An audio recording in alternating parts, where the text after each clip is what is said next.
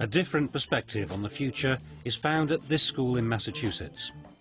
Here the future must start by getting away from the past. The Sudbury Valley School has swept away everything that's connected with the beginning of mass education: classrooms, timetables and teachers. Other traditional schools are based on the idea that in order for a person to learn, you have to feed him information that you've pre-digested and pre-chosen. And that has nothing to do with the 21st century, where people are really in control of their own destiny. You're saying that model was created for the Industrial Revolution? Well, when the Industrial Revolution started, there were no schools, mass education. That was something that was developed when people realized that machines back in the early industrial age did not have the kind of feedback that machines have today. You had to have somebody man them.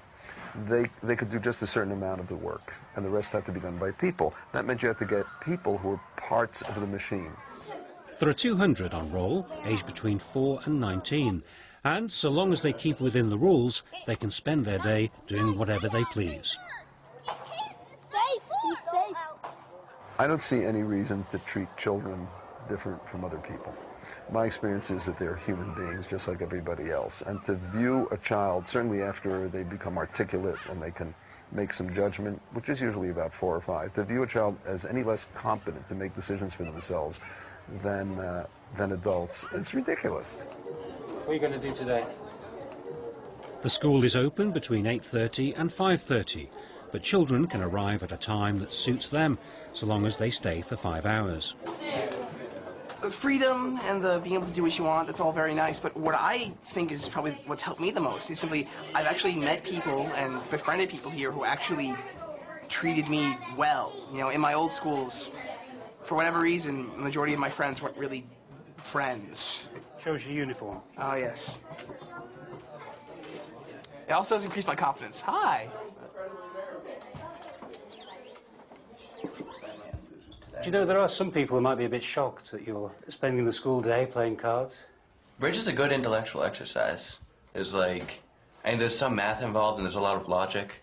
So it's not just a game. It's useful in learning and stuff too. I'm making the 5th scarf of this week. Why? Because I can, and I just learned how. I like Shakespeare. It's just really cool. You're happy doing this by yourself rather than getting in a teacher? Yeah. It's not that hard. I'm listening to it on YouTube, and I'm also reading it at the same time. Gives you sort of an idea of how you should say it. What teachers can do sometimes, if a person wants a specific answer to a specific question, they can give them that. But the most of us in life, we go about learning things. I mean, you and I and anybody else really, if they think about their lives, they'll realize that most of what they got out of life, they've learned somehow on their own, and they found ways to find out what they want to know, rather than have sitting in front of somebody who's telling them. So you expect then a child to sort of stumble across Shakespeare? Well, no, not really, because they're sitting and talking and hearing other people stumble across these things.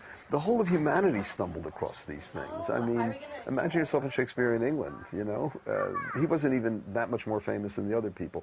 All of humanity has stumbled over time, over the kinds of things that we now treasure. There's no reason to think that people won't pick out of all the world of information new things that people will treasure. There are 11 members of staff employed by the school who keep an eye on the children and their activities. I spend a lot of time walking around and just seeing what's going on, so that if people need anything, they can find somebody and get the help that they're looking for. Do they ever ask you any questions? Oh, sure. Sometimes they're more theoretical questions, like why are the leaves turning orange, and sometimes it might be a question about what to do about contesting a traffic ticket, or pretty much anything. Another member of staff is a former pupil who went on to find success in 2 separate careers, one as a chef and the other as a rock star. Cowboy Mac Bell is on the left as lead singer with the Joe Perry Project. James Brown says, I don't want nobody to give me nothing. Just open up the door and I'll get it myself. That's my philosophy. I try to help maintain the music rooms, show people where the door to the music room is, get them in there, and then I kind of stand back and let them get it themselves. This is a place where the teachers don't do it for you. There's no workbook to follow. It's really learning in the trenches, which more and more with the kind of new business and new possibilities out there, it's a great experience. It's a real experience. No, I never want to break off from you. Next to the music rehearsal rooms is an area dedicated to another popular pursuit: video games. Well, they wiggle when they're shy. Could someone explain to me how this helps you with your learning?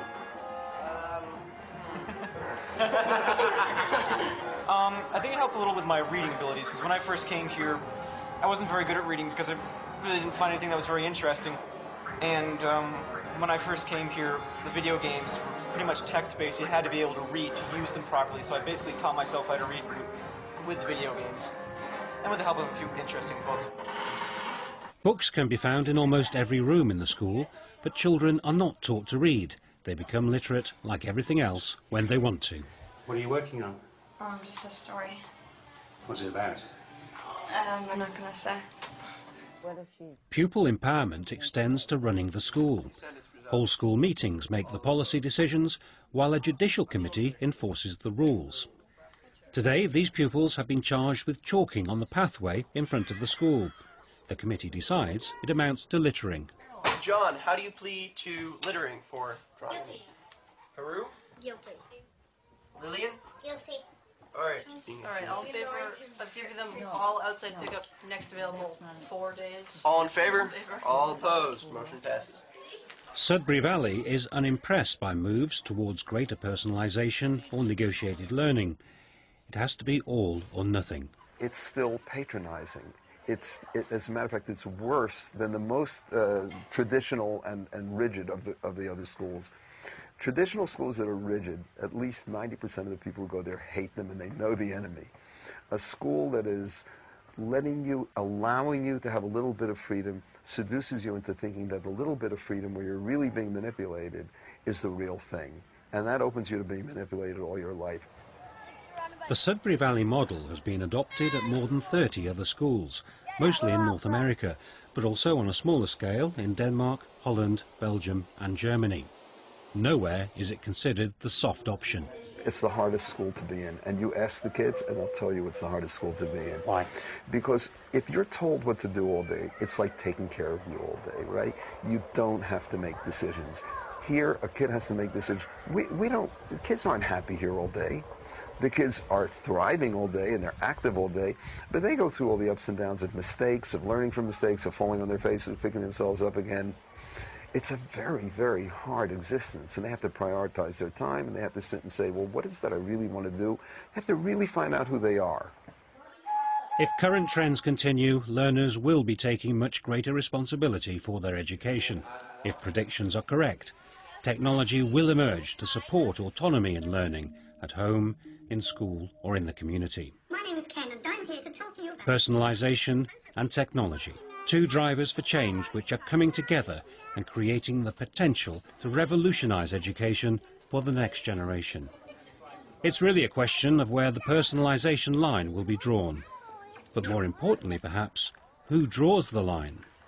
Politicians, parents, educators, or children themselves?